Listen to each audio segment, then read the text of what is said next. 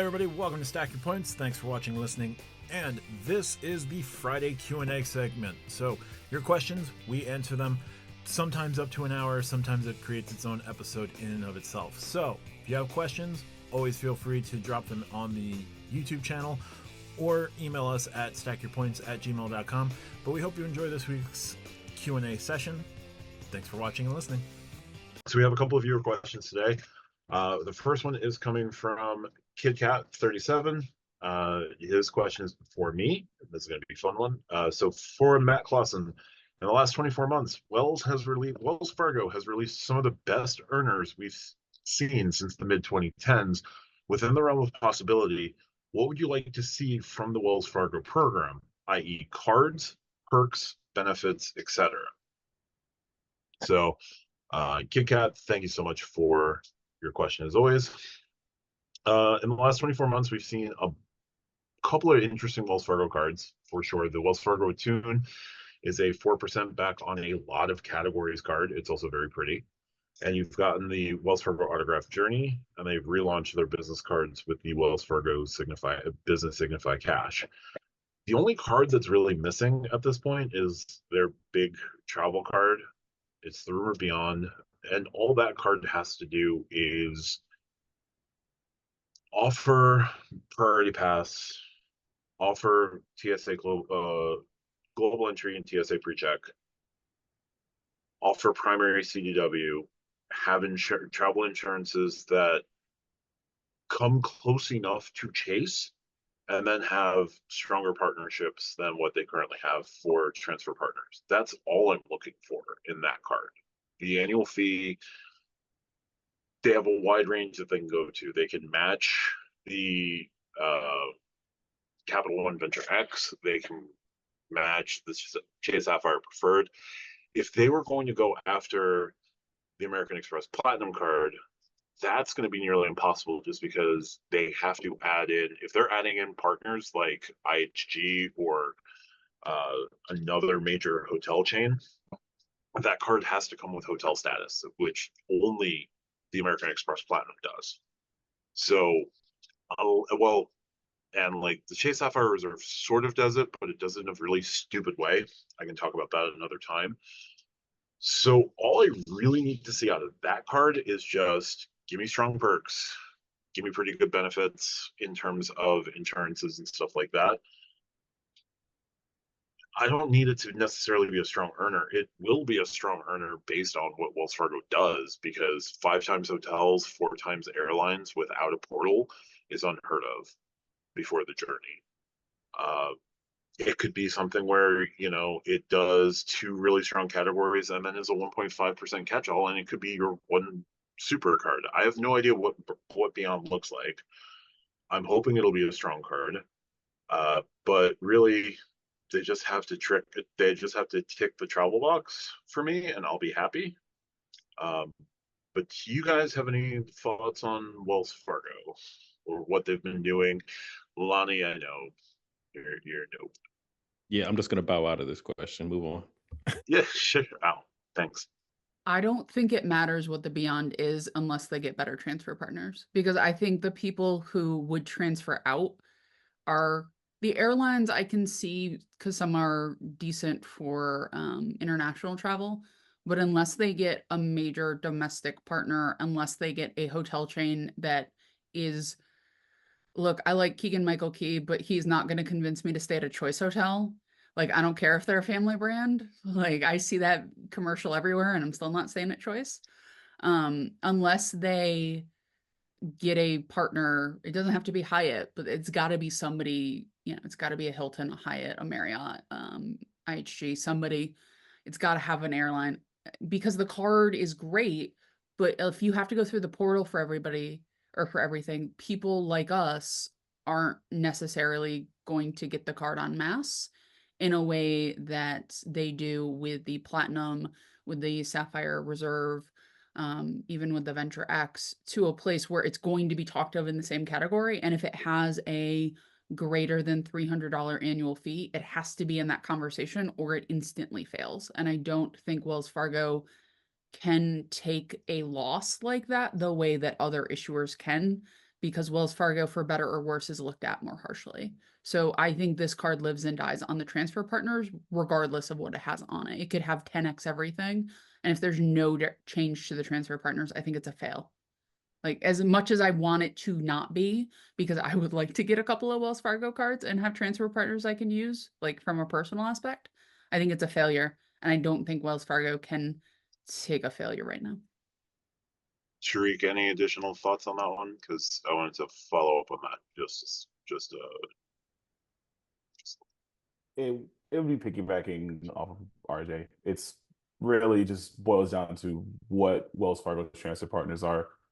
I think they need at least what's regarding the credit card community is one of the big four hotel brands, and I'll say one of the big 3.5 domestic airline brands. Lani has said what he said about Southwest not being a major legacy partner, so I'll give it the half. But it needs one of those airline brands and one of those hotel brands, at least one of each, for it to kind of garner more attention and hype when it comes to redeeming the rewards. So, in that vein, what is the appeal of the Venture X besides its $395 annual fee that gets negated with the $300 in-portal travel credit and the 10,000 points? Because Capital One doesn't have that big domestic transfer partner. Capital One has Wyndham as probably their strongest hotel partner, but everybody loves the Venture X. And when it comes to Citi doesn't have a strong hotel partner, and Citi kind of sort of maybe possibly this week yes, next week no with American Airlines. Like, American Airlines doesn't do transfer partners. Like, they do hotel transfer partners, but they don't do transfer partners. So what would Wells have to do to beat those cards? Not be in the Chase conversation, not be in the American Express conversation, but just beat Capital One and Citi, because those two programs have the same difficulties that Wells Fargo is facing, but nobody questions them. They don't have the same difficulties of public perception or community perception. And I think that's the difference. You and I have had this conversation. People are harder on Wells Fargo than they are on other issuers. I don't necessarily think it's fair, but it is truth, right? Like, you can go watch a bunch of videos about people pissed off at Wells Fargo for things that every issuer does. I'm not saying it's fair. I am saying it's a reality. So I think the problem is not necessarily, does Capital One have better partners? I don't think they necessarily do, but Capital One has positioned itself that people on YouTube, people in general, like that card for the $300 travel credit. They like it for the lounge access. They like it for a lot of reasons. They like it because they have the Saver One, and it's a place where they can, cash out their points from grocery or what entertainment and do something with, right? International. It's a huge, if you like to go to Asia, it's a great card to get some airline partners and go to Asia. I don't think it's necessarily that dissimilar from Wells. I think you're correct there. But I think Wells has a PR issue that they have to overcome, that Capital One, for better or worse, does not have to overcome at this particular moment. They have in the past, but not this particular moment. So I think that's the difference. I think the difference is that public perception, how the community goes about it. I don't necessarily think it's reality, but reality only matters so far in perception. I got the Venture X because of how awesome I was told it was. Like, I let the community guide me on that, and I shouldn't have. And it taught me a lesson, right? It taught me to think more critically about my partners, and it helped, right? Like, I clarified things for myself after that. And when I realized this card is awesome, oh, I have this card that can do it. I have this card that can do it. I have this card that can do it. It's fine. Like, it happens, right? We all have impulse moments. But I think Wells has a PR issue that most of the other ones don't. Like, Chase does horrible, despicable things all the time in the financial sphere that they don't get lambasted for better or worse. We've talked about 524, which is not, a financial crime, but sometimes it feels like one. But Wells has that PR issue. I think that's the difference. I think fundamentally that is the difference. And you don't like it, and I don't like it, and Tariq and Lani might not like it, but it's truth. Like, the four of us can't fix credit card YouTube. We try sometimes, but we can't, right? Like, it is what it is. Now, I don't want to chime in too deep here, but just to touch on Capital One, I think RJ, your example was very, very strong. Capital One has a very strong word of mouth presence, especially from those that use it. So, of course, we've seen the Jennifer Garner, the "What's in Your Wallets" can't tell you how long those commercials have been going on. But for the people that actually use the card, then it makes sense. But if you really take a look at like, if you're going to be a sub hunter or earner and burner, and you're only looking at it for, I got this card, the Venture X, I'm getting my 300 after your first year, and then you're getting your 10,000 worth of technically another 100. So effectively, you're making $5 off the card every year. Then the card actually doesn't make any sense, because you're still only getting that 2X. That 300 is very similar to Chase. You're not getting any miles. I'm going to use points, but Capital One says miles. So you're not getting any miles for that 300, and you got to wait a year to even get that extra 10,000 miles on your anniversary. If that's all you're in it for, is that $5? I mean, come on. I just said it out loud right there. How many of y'all are going to bend over backwards for $5, right? We're all not going to do a lot for $5. It's not worth it. Now, if you actually use the card, if you only had one card and that was your everyday everything card, as most people, that aren't in credit card YouTube probably do, they only have one major card, then yes, it makes total sense. But if you're not using it, then no. But that's why Capital One has a good word of mouth presence, where it gets other people excited. Hey, I got this card and it's great, and I get all this other stuff, because they probably only have that one card. And that makes a huge difference in the conversation or the question around the conversation that you're having, Matt. Yeah, just Totally. going off of like Wells Fargo and the Capital One. I mean, with Capital One, like even their just like banking products. I mean, I've seen people just speak highly of their 360 banking, whether it be the checking and the savings. Everyone talks about their online high yield savings account and the checking, especially if you're in the bank bonus sphere. Like, I think I hit that bonus. Well, I hit it with like the $350 bonus. And for the most part, it just feels like Capital One's almost like in the realm of banks, it's like harmless.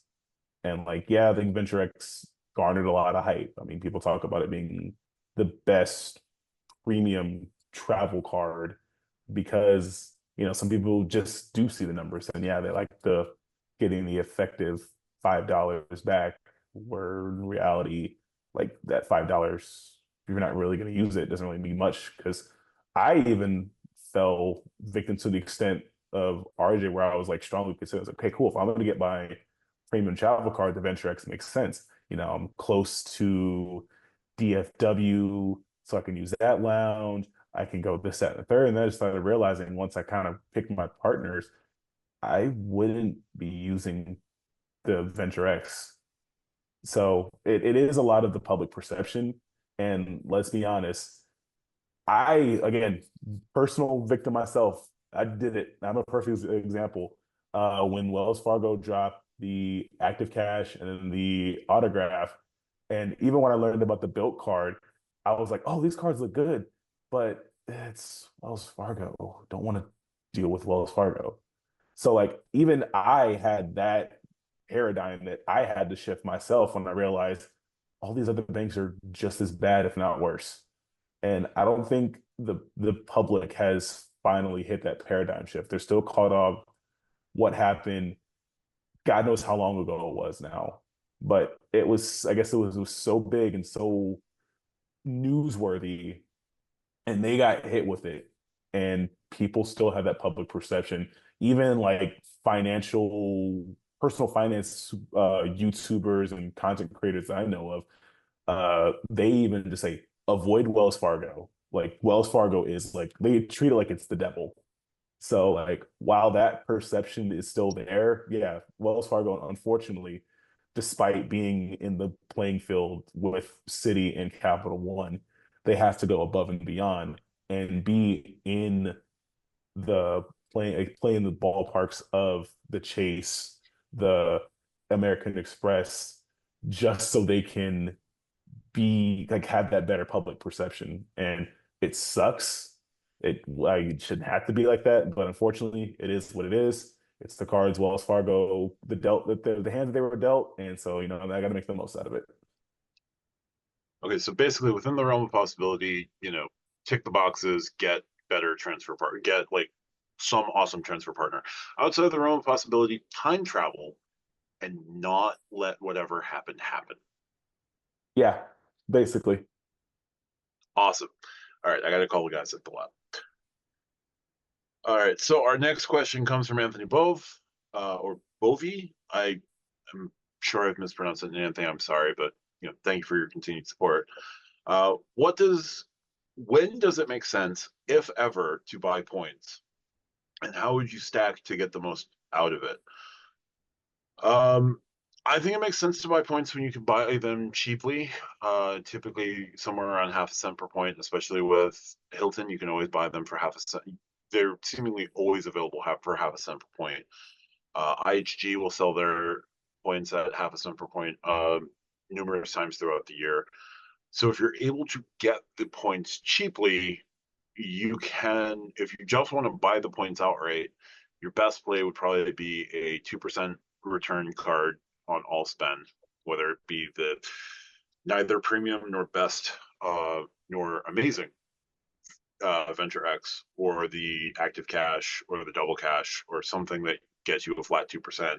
And then I've noticed, as I mentioned last week, through Top Cashback, the website that you buy points through, you get an additional 2.52% cashback on that return from Top Cashback. So you get your 2% for the purchase. You're buying your points for half a cent per point, and then you do 2.52% from Top Cashback. I think that's the best play I've seen. Doesn't mean it's the best play there is, but that is definitely one play I've seen. In terms of making sense to buy points, I think it makes sense that if you've got a redemption in mind and you need another, 15, 30,000 points, if you got to go out and buy them, that's fine. But that's just me. Do you guys ever buy points, or does it make sense for you to buy points? If so, when, and what approach would you take? I like buying points to hit subs. If I'm like, oh, I got $500 left to hit on the sub. And I know Lani was going to say it, so I wanted to say it first because he stole my answer last week. So yeah, no, hitting it on a sub is great because then you've got more. Also, if you use Rakuten to do it, you get MR points, and most of my cards are MR earning cards because I like Apple and Amex, leave me alone. So I get extra points, which makes me happy. But yeah, no, I buy points every year in various amounts. It depends on the year, depends on what I'm doing. Because if they're gonna give me, buy 35,000, get 35,000 free, that's cool with me. So I think it's a fine strategy. I think probably just maxing it out when they're not on sale is a bad idea, but you do you, friend. Darn you, RJ. You took 2 out of my 3 just now. But anyway, next time I'm going first. Anyway, I'll also add the best, don't buy points unless you have a reason. You got to have a reason. Don't just buy them and be like, hey, I'm going to go buy X amount. I'm going to go buy 50,000 points. And you're just like, for what? No, I'm going to buy 50,000 points. And it's just sitting there. That's the only time I would say don't do it. So if you have a reason, the best time, well, it's not necessarily the best time. Let me say I stack these up in tiers. So the first thing is to top off our trip, which Matt just mentioned. If you are sitting at 45,000 points or miles and you need extra 5,000 for the award redemption, then yeah, go buy 5,000. Like that's a great time to like just top off. And it's probably cheaper than trying to like actually go use everyday spend of any kind trying to get 5,000 points. It's going to be cheaper just to buy the 5,000. The second one, as RJ had mentioned, to hit us up, especially if you have going back to our co-branded card. If you got a co-branded card, you are instantly point stacking.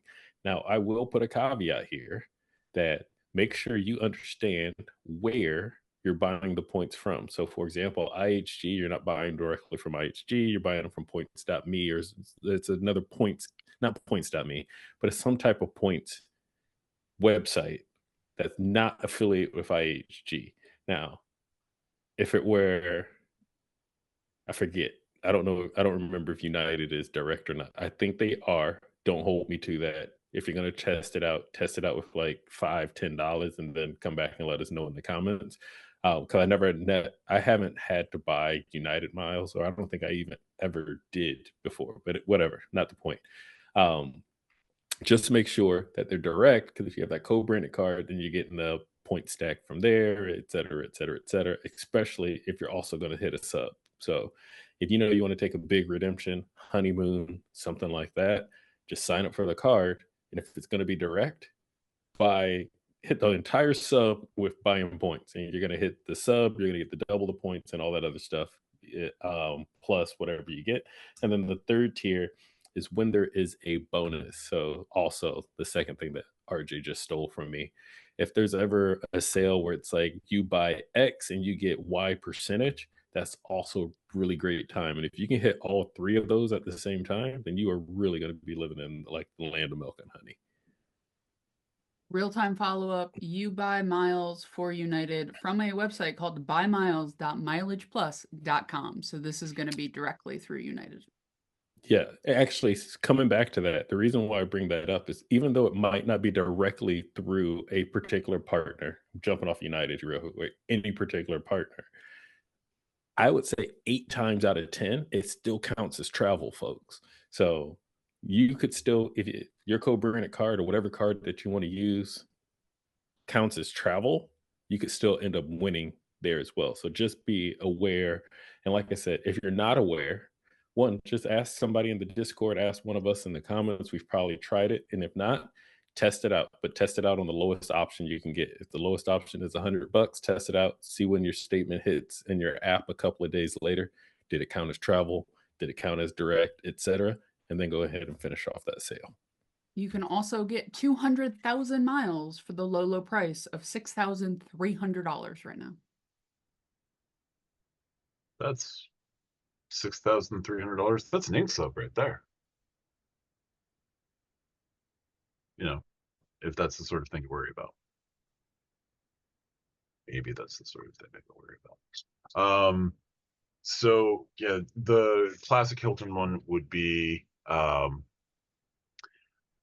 buy with the Hilton Surpass, buy when it's buy at a half cent per point, go through top cashback, and do so as hitting part of the sub.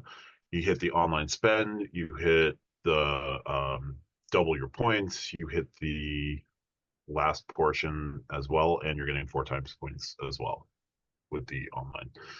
Does that website count as travel, Matt? Do you know off the top of your head for the viewers and listeners? Off the top of my head, I don't remember. I think I thought it was travel, and I used the Sapphire Reserve, and I don't remember it working with the Hyatt portion of it. But your mileage will vary, so test it. Buy $5 worth. See if it codes as travel. If it does, go ham. Marriott So, points Anthony's counts question. as business services, other services if you buy points, by the way. I just looked it up on my Amex card. Chase ink card, anyone?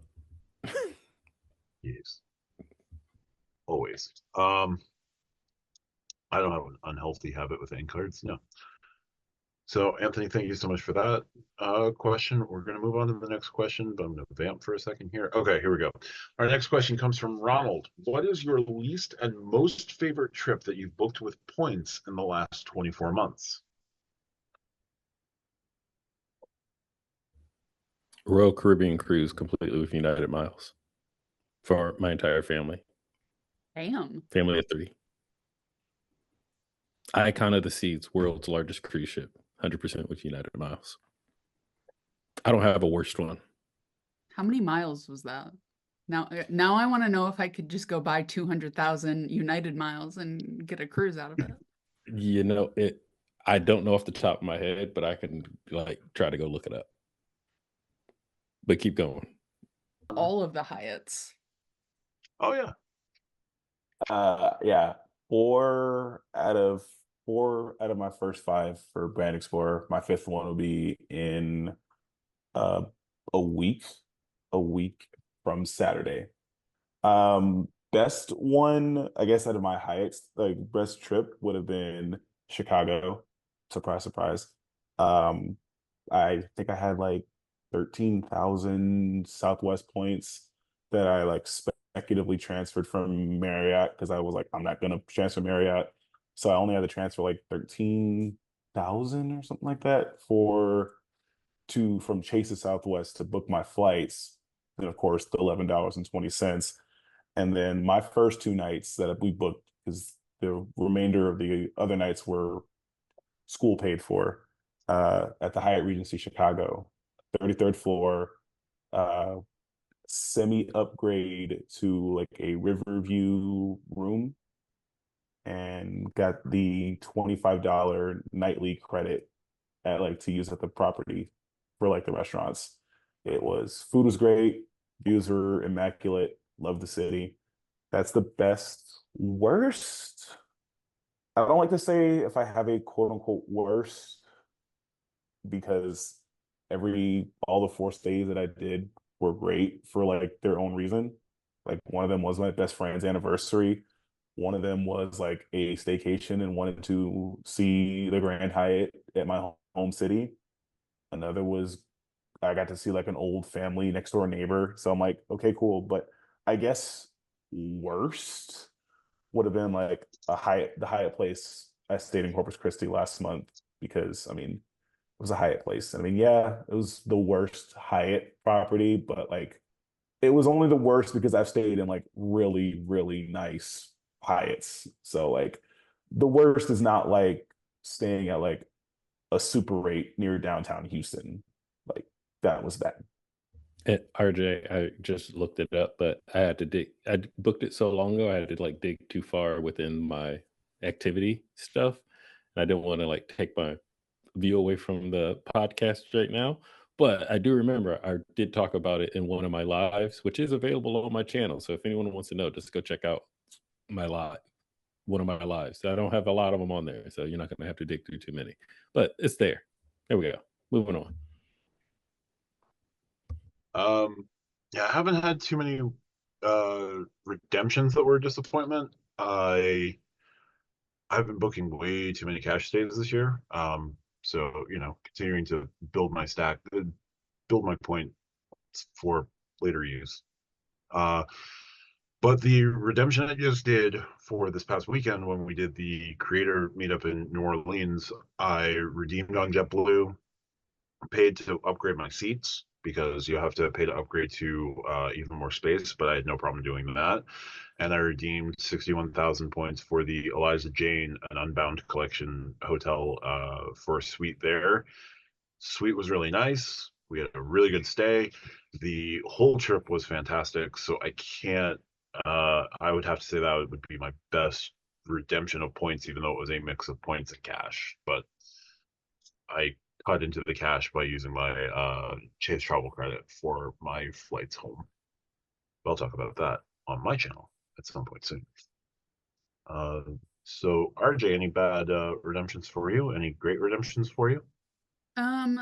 I went down to Poughkeepsie and stayed at a Marriott property that was under construction, and it did not say anywhere that it was under construction, which meant that I couldn't order like room service or anything, and the menu at the bar was severely limited.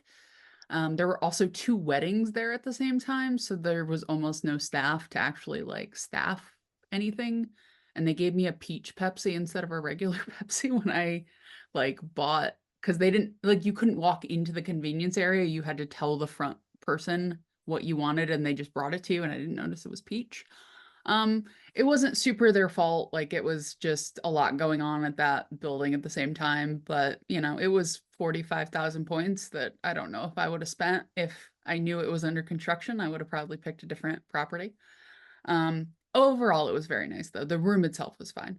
My favorite one, it hasn't happened yet, but it will probably be Nashville. Flights booked on Delta Miles, hotel booked on Marriott points.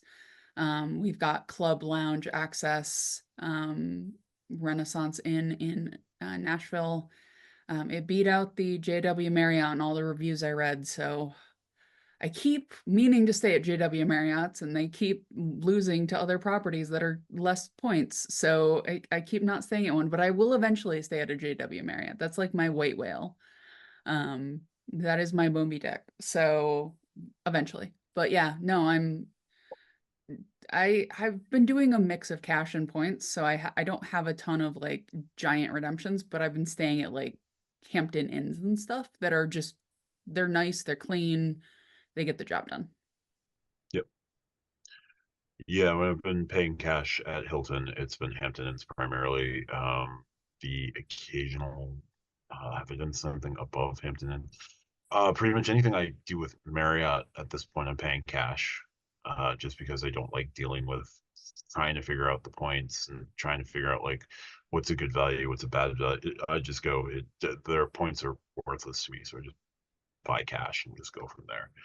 As long as I can get an okay rate, and I'll use a AAA discount and go through either Rakuten or Top Cashback, I'm happy because I get the 4% there. I save whatever I save with AAA, and I just go with the cashback odds on that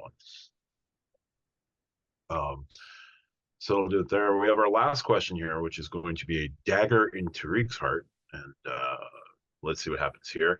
But the question is posed such as this by AP: if Hyatt, maybe United IHG for Lani and Marriott for RJ, left Chase and Bilt or other respective issuers and went to Citi, what would you do? So Tariq, Hyatt is no longer a Chase. You have to figure out your whole program all over again. They go to Citi. What are you doing? First, going through the 5 stages of grief. Denial is going to be really hard to go through, but you know, stage 4 is going to hit me like a rock. And then once I finally get through that and I throw my little emotional fit, I have the Citi custom cash already. So I think I'll just pivot to a Citi setup. I can earn a lot of Citi points with the Citi Premier and the double cash. So I can earn a lot of Citi points that would then turn to Hyatt points. So yeah, my Chase cards would be rendered useless outside of maybe transferring to United from time to time. But, you know, I would have to test to see if mileage plus X codes correctly with Citi. And if that works, then we are golden. I'll just be Already does. Yep. the same way, just like Chase. All right, well, that solves that. I just go to a Citi setup. Boom. Next. You heard it from Tariq. He would tear down his altar to Jamie Dimon and set up a new shrine to Jane Fraser in half a second. Lani, in the unlikely event that United or IHG told Jamie Dimon to shove it and decided to go hang out with Jane Fraser, and again, I'm assuming all of this gets announced on a Sunday, so you know it's real because that's Citi. If United and IHG left Chase, would you follow them to Citi? Yeah, actually, I'd probably make an instant switch, not gonna lie. But the reason why is very similar to what like Tariq said, the way that I earned my points and miles through those reward currencies from those partners has very little to do with the card themselves. So my world wouldn't change too much minus the if I would lose the 1.5 in the travel portal. If I lost that, then yeah, that would be actual shot to the foot. But other than that, my world will just keep spinning if I just switched over. So I'll probably end up just once they announced it, burn those points, transfer them out wherever, to the partner, to the IHG or United, and then just make the jump over to Citi and start earning my points and miles that way.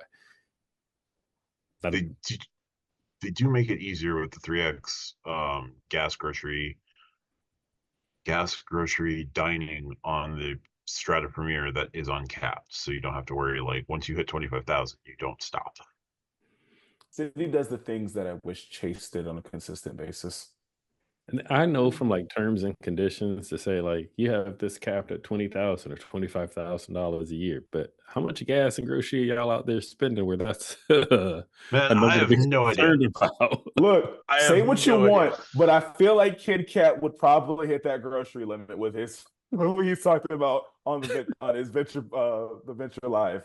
So he would be the only one that I could think that could possibly hit that limit.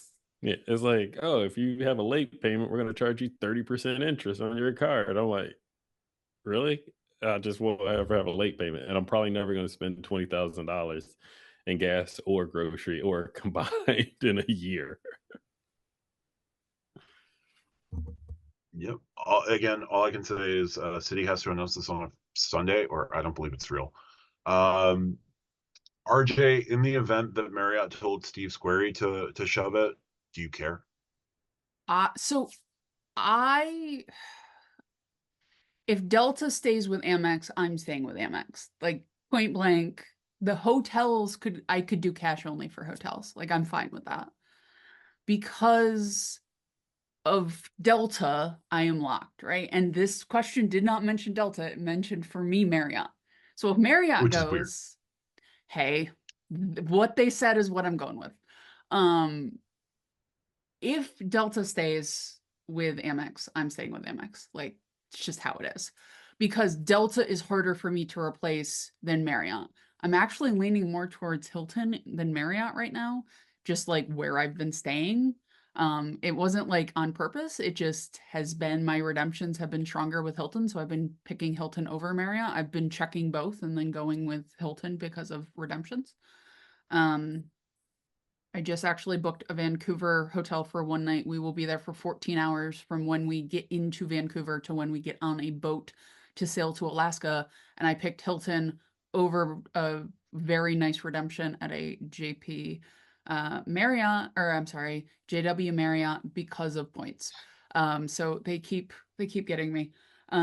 But yeah, no, I would stay. Like if the hotels with Amex left, if both Hilton and Marriott left, I would still stay because of Delta, because I can free flights so here's the thing, because I'm out of a regional airport, my flights are more expensive than if I was in New York City itself, right? Meaning if I save completely, if all of my points are now going to flying, hotels tend to be less expensive over the course of it for me. Like flying is my biggest single expense. So if I could just cut out that expense, all points go to flying. I fly first class, as we have talked about ad nauseum on this program. So I'm putting out a decent amount of spend on airlines every time I leave. I pay for my grandmother when she goes back and forth snowbirding. So for me, Delta is the important one. I wouldn't go to Citi, but I can understand why you two would. It just, for me specifically, for this question, it would be a no. I also couldn't get a Citi card right now because of the velocity I had earlier in the year. So it wouldn't matter if I wanted to go to Citi or not. Citi has politely said no every time I've done a pre-qual because they're like, we saw how many cards you got. No, thank you. Amex is like, would you like another? So I am where I need to be right now. Let's put it that way. Absolutely. I like how I wasn't targeted in this question because there's no strong association with Wells Fargo, and apparently I'm just the Wells Fargo guy. So there we go. I want to know so I have a ton of Amex. Lani has United. Tariq has Chase. You have Wells Fargo kind of, but because they don't have the transfer partners, I don't think we associate you with a transfer partner. What is what would be your Delta or your United or your Hyatt? Like, what is that for you? So for in the future, when people put these questions together, they can properly categorize you, Matt. I do like redeeming on Hyatt just because I like redeeming on easy mode. It's just nice and quick and simple. I do like using JetBlue, but their cards are issued through Barclays, and I've already bought in on one of them, and going to see if I can churn the business card again. That would be interesting. But yeah, I don't really have that strong loyalty just because JetBlue, I like JetBlue, but I know it's not a strong enough program for when I start traveling even more. So it's one of those, like, I don't have that program because hotels are hotels.